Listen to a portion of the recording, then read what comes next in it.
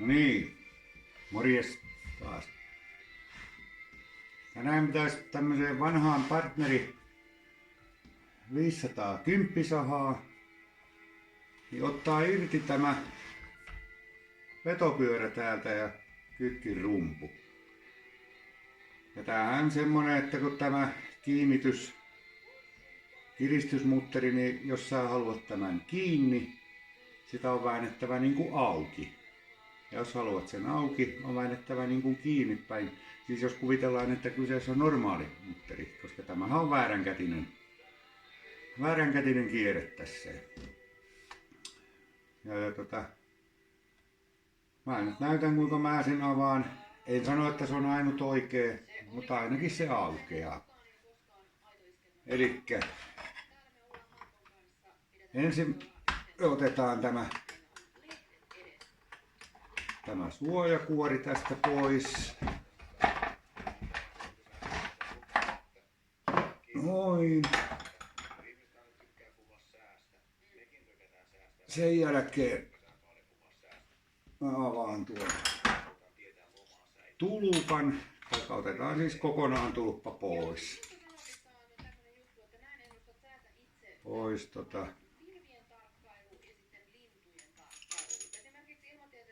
No, tulppakin on suhteellisen hyvän näköinen muuten, mutta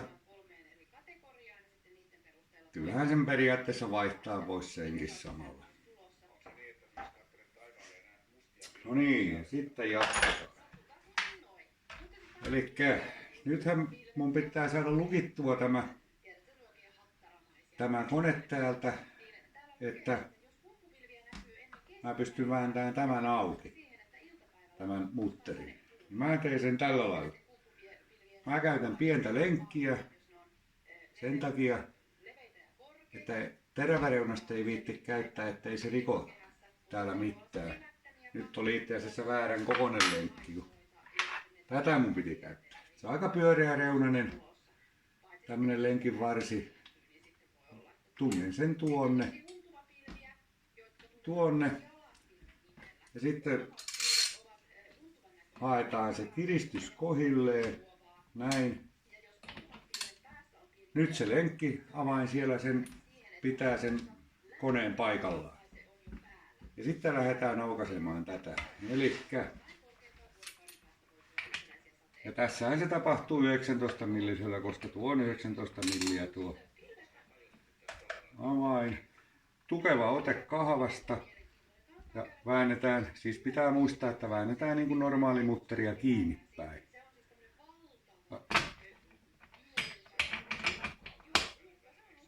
Se ei välillä meinaa, kun se on niin matala, niin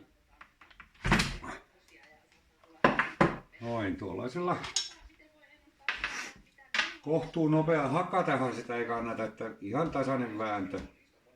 Näin. Ja pyöritämme tätä täältä jolloinka meillä on se kytkin saadaan pois. Tässä on se mutteri nimenomaan kiinni. Sitten tässä on tämä vetopyörä kytkirumpuineen. Tässä on kiinteästi tuo. Ja syy miksi se pitää vaihtaa, tänne on kulunut tämmöiset vahvat urat. Ja näkyykö se kuvassa miten, mutta tänne ja tämähän aiheutti semmoisen, taikka todennäköisesti se johtui tästä. Mulla oli tämmönen 18 laippa. Ei mikään ideaali laippa tälle, mutta kyllä se nyt jaksoi mennä, kun ei kauheasti syötä ja anna painetta sille, että antaa lähes omalla painollaan viedä, niin hyvin pärjää. Elikkä tämä oli siis näin tämä tilanne. Mä sahasin semmoista puuta poikki ja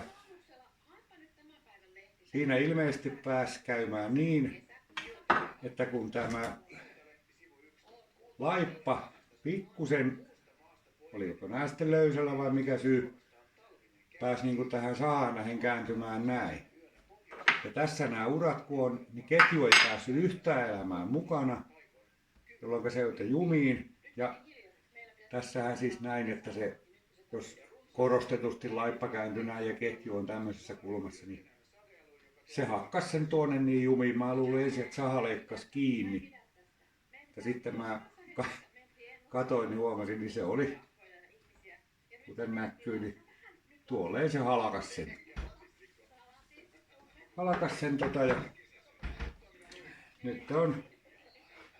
Ja nyt on tämä tässä käsissä ja uutta osaa odotellessa.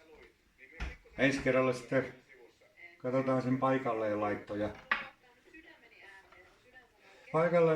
pitäisi tää sahakin koittaa saada